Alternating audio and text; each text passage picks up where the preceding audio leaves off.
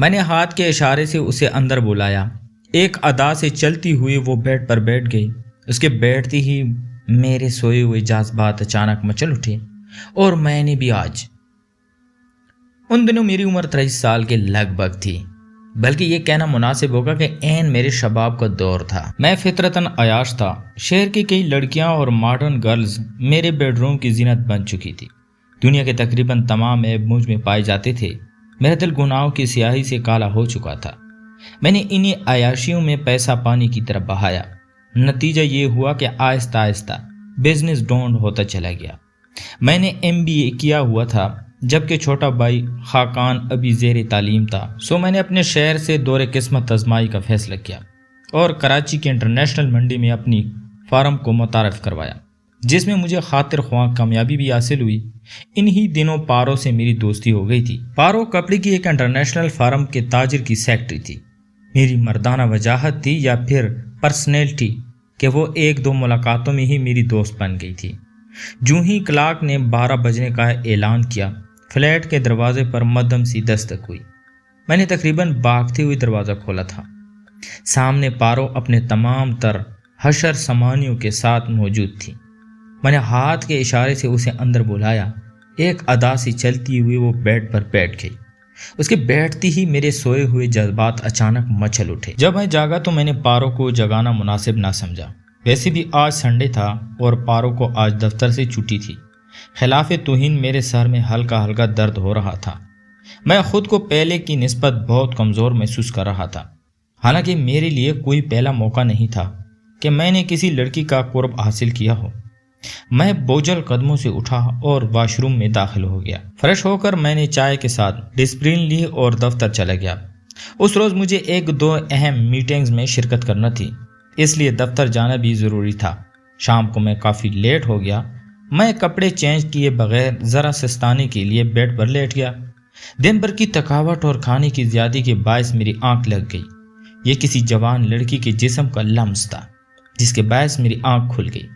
Light بھی بند تھی۔ میں نے غیر ارادی طور پر اس کو اپنی باہوں میں بھر لیا تو مجھے محسوس ہوا کہ اس دوشیزہ کا چہرہ پتھر کی رس سخت ہے، جس کو چومنے کے باعث میرے منہ کا ذائقہ نیم کڑوا ہو چکا تھا۔ عین اسی لمحے بجلی کھڑکی اور فلیٹ میں قدرے روشنی ہوئی تو بے اختیار میرے جسم میں خوف کی ایک تیز لہر دوڑ گئی، کیونکہ اس دوشیزہ کے چہرے کی جگہ کھوپڑی اور ہاتھوں کی جگہ دو بڑے بڑے پنجے تھے، جبکہ باقی جسم عورت کا ہی تھا۔ اس کی آہنی ہاتھوں کی گرفت سے مجھے محسوس ہو رہا تھا کہ میرا دم نکل جائے گا۔ جھٹکے سے میں نے خود کو اس سے علیحدہ کرنا چاہا، مگر اس کی گرفت بہت مضبوط تھی۔ وہ ڈائن نما عورت کسی جنونی لڑکی کی طرح میرے جسم کو نوچتی رہی۔ کچھ پونے گھنٹے بعد جب اس کے من کی آگ بجھ گئی تو اس کی گرفت ڈھیلی پڑ گئی، اس لیے میں ایک جھٹکے سے اس سے علیحدہ ہو گیا۔ خوف اور ڈر کی وجہ سے میرا وجود پسینے سے تھر ہو چکا تھا۔ پھر اچانک لائٹ آ گئی تو میں نے خوف زدہ نظروں سے بیڈ کی طرف دیکھا، مگر بیڈ بالکل خالی تھا۔ خوف کی شدت سے میں ساری رات سو نہ سکا۔ جسم میں درد کے باعث میرا ٹمپریچر بھی بڑھ گیا۔ دوسرے دن میں دفتر بھی نہ جا سکا۔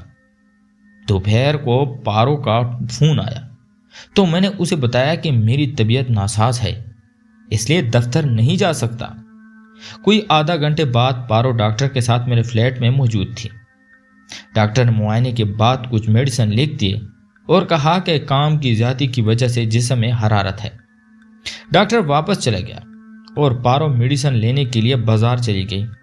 اس دوران پیاس سے میرا حلق خشک ہو چکا تھا۔ پانی کی غرض سے میں نے بستر پر سے اٹھنا چاہا، مگر چکرا کر پھر بستر پر گر پڑا۔ دوبارہ اٹھا اور دیوار کے سہارے آہستہ آہستہ چلتا ہوا فریزر تک پہنچنے میں کامیاب ہو گیا۔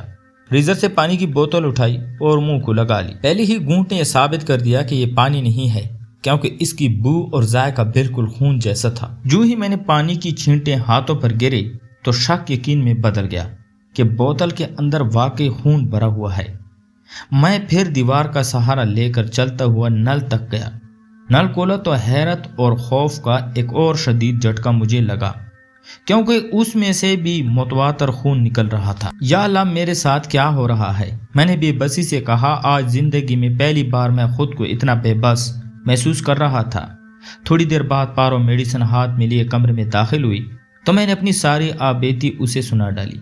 جیسے جیسے پارو میری باتیں سنتی جا رہی تھی اس کے چہرے کی رنگت تبدیل ہوتی جا رہی تھی اور میرے دیکھنے وہ رات والی ڈائن نما عورت بن گئی اور بول کاشی میں ہی وہ جن زادی ہوں جو برسوں سے پیاسی ہے، میری جنموں کی پیاس صرف تم ہی بجھا سکتے ہو، آؤ مجھ سے پیار کرو، آؤ کاشی آگے بڑھو۔ یہ کہہ کر وہ دیوانہ وار میرے ساتھ لیٹ گئی۔ میں بالکل بے سود بیڈ پر لیٹ رہا۔ اس کی مسلسل جھنجھوڑ اور جھپٹ سے میں بے ہوش ہو گیا۔ جب مجھے ہوش آیا تو شام کا اندھیرا آہستہ آہستہ دن کی سفیدی کو نگل رہا تھا۔ فلیٹ کا دروازہ کھلا تھا جس کا مطلب تھا کہ پارو اپنی پیاس بجھا کر جا چکی ہے۔ میں بستر سے اٹھا اور ڈگمگاتے قدموں سے اپنا موبائل اٹھایا اور ابو کو فون کیا اور انہیں اپنی حالت راز بتائی۔ اس دوران مجھ پر مسلسل کپکپاہٹ طاری رہی۔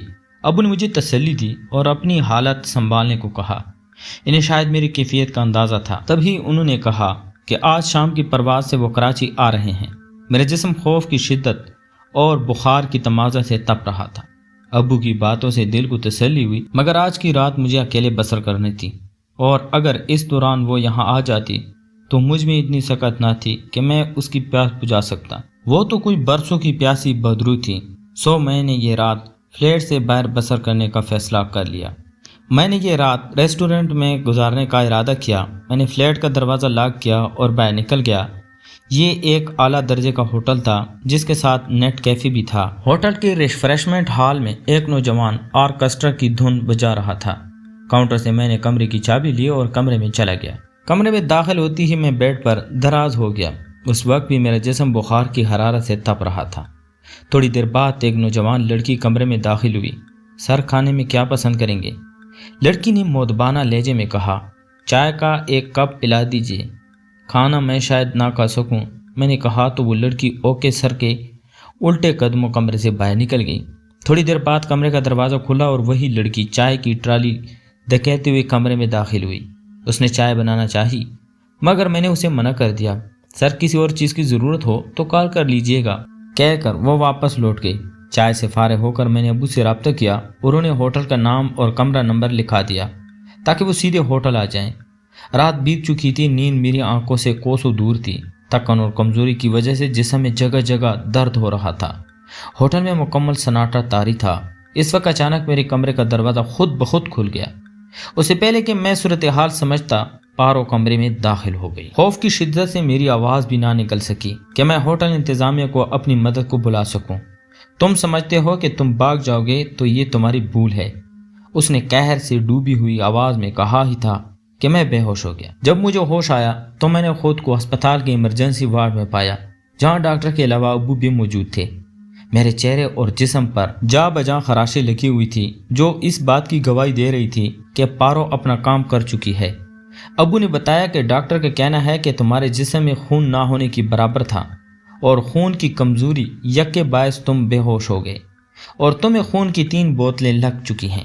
ابو نے کہا کہ شام کو میرے پیر صاحب بھی تشریف لا رہے ہیں۔